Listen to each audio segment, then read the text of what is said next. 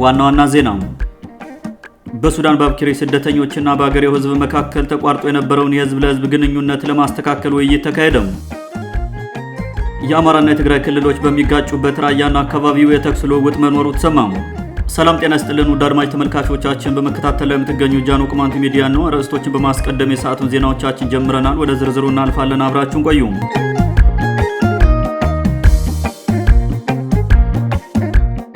በሱዳን ባብኪሪ ስደተኞችና በአገሬው ህዝብ መካከል ተቋርጦ የነበረውን የህዝብ ለህዝብ ግንኙነት ለማስተካከል ውይይት ተካሄደ። ዛሬ ሚያዝያ 6 ቀን 2018 ዓ.ም በባብኪሪ ስደተኞች ካምፕ በሚኖሩ ቅማንቶችና በባሶ ወንዳ ወረዳ ሱዳናውያን መካከል ተቋርጦ የቆየውን የህዝብ ለህዝብ ግንኙነት መልሶ ለማስጀመር ውይይት መካሄዱን የባብኪሪ ስደተኞች ለጃኖ ቅማንት ሚዲያ ተናግረዋል። በውይይቱ ላይ የባሶ ወንዳ ወረዳ የጸጥታ ኃላፊዎች፣ የባብኪሪ ቀበሌ ኃላፊዎች፣ የስደተኛ ኃላፊዎች እንዲሁም የወጣት አመራሮች መገኘታቸውን የገለጹልን የመረጃ ምንጮቻችን ውይይቱ በተሳካ ሁኔታ ተካሂዷል ብለዋል። የአካባቢ መንግስት ባለስልጣናት ተከስተዋል ባሏቸው የጸጥታ ችግሮች ምክንያት የህዝብ ለህዝብ ግንኙነቱ እንዳይበላሽ በሚል በባብኪሪ የስደተኞች ካምፕ የሚገኙ ቅማንቶች ላለፉት 7 ወራት ገደማ መሬት ተከራይተው እንዳያርሱና ገበያም እንዳያደርጉ ከልክሎ የቆየ ቢሆንም የጸጥታው ችግር በመፈታቱ ግንኙነቱን ወደ ነበረው ሁኔታ ለመመለስ የሱዳን መንግስት ከስደተኞች ጋር በተደጋጋሚ እየመከረ መሆኑን መዘገባችን አይዘነጋም።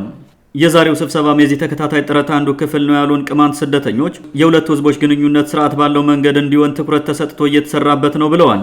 በውይይቱ ላይ የተገኙ የወረዳና የቀበሌ ባለስልጣናት በየተራ ንግግር ያደረጉ ሲሆን በንግግራቸው ተቋርጦ የነበረው የሁለቱ ህዝቦች የዕለት ከዕለት ማህበራዊ ግንኙነት ስርዓት ባለው መንገድ ተስተካክሎ መቀጠሉን አጽንኦት ሰጥተው ተናግረዋል።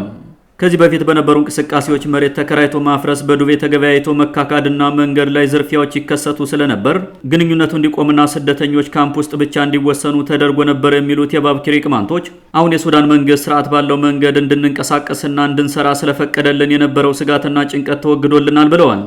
ስደተኛ ውስጥ ተደብቀው ሲበጠብጡ የነበሩ አንዳንድ ግለሰቦች ላይ እርምጃ መወሰዱና ችግር ፈጣሪዎች ካምፑን ለቀው መጥፋታቸው እንዲሁም አደብ መግዛታቸው በካምፕ ውስጥ ያለውን ህይወት የተረጋጋ አድርጎታል ተብሏል። ከዚህ በላይ ግን በሱዳን መንግስት በኩል የተወሰደው የህዝብ ለህዝብ ግንኙነት ማሻሻያ እርምጃ ሰርቶ በሌ ለሆነው የቅማንት ስደተኛ ትልቅ እድል ነው የሚሉት ስደተኞቹም የተፈጠረልንን መልካም እድል ተጠቅመን ሀብት ለማፍራት የበለጠ መትጋት አለብን ሲሉ አሳስበዋል።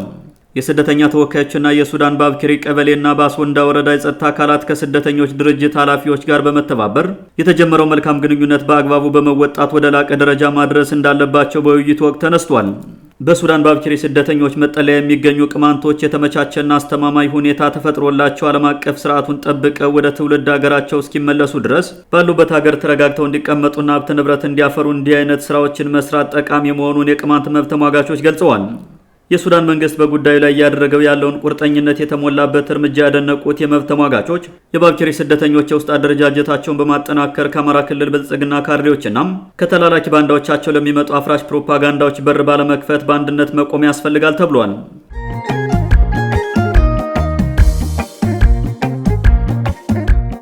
የአማራና የትግራይ ክልሎች በሚጋጩበት ራያና አካባቢው የተኩስ ልውውጥ መኖሩ ተሰማ።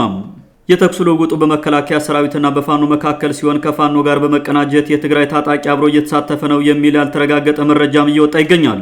የተኩስ ልውውጡ ዛሬ ሚያዝያ 6 ቀን 2018 ዓ.ም ንጋት አካባቢ እንደጀመረ የሚናገሩት የመረጃ ምንጮቻችን በሁለቱም ወገን ከባድ ጉዳት ሳይደርስ እንዳልቀረ ጠቁመዋል።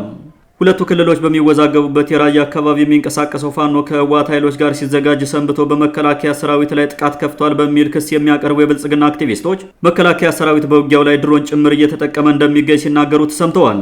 ከላይ በተጠቀሰው አካባቢ በመከላከያና ከሻቢያና ከህወሓት ጋር ግንባር በፈጠረው ፋኖ መካከል ከጧት ጀምሮ የተኩስ ልውውጥ እንዳለ ያረጋገጡልን የውስጥ የመረጃ ምንጮች በበኩላቸው ደጓ ተብሎ ከሚጠራው ተራራማ አካባቢ እስከ አልዋ መስመር ድረስ ውጊያ እየተካሄደ እንደሚገኝ ተናግረዋል።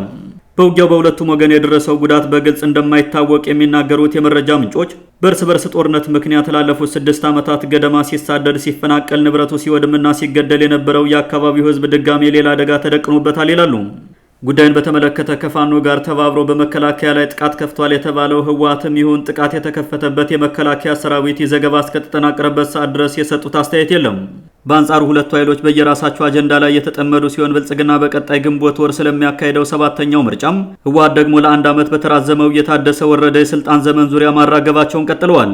በአወዛጋቢ ራያ አካባቢ ውጊያ ተከፍቷል በተባለበት ሰዓት እኛን ሳያማክር ወደ አዲስ አበባ ተጉዞ ከአብይ አህመድ ጋር ተወያየ በሚል ክስ ሲቀርብባቸው የነበሩት የትግራይ ጊዜያዊ አስተዳደር ፕሬዝዳንት ታደሰ ወረደም ከሰዓታት በፊት በሰጡት መግለጫ ከ3 ወራት በላይ ከኢትዮጵያ መንግስት ጋር ግንኙነት እንዳልነበር ገልጸው ከሰሞኑ በነበረው ውይይት የፌዴራሉ መንግስት በራያና በምዕራብ ትግራይ ጉዳይ ህጋዊ መፍትሄ ለመስጠት ፈቃደኛ ነው ሲሉ ተናግረዋል። ፕሬዝዳንቱ አክለውም ከፌዴራል መንግስቱ ጋር በነዳጅና በጥሬ ገንዘብ እጥረት በክልሉ ሉዓላዊነትና ተያያዥ ጉዳዮች ዙሪያ መወያየታቸውን ገልጸዋል።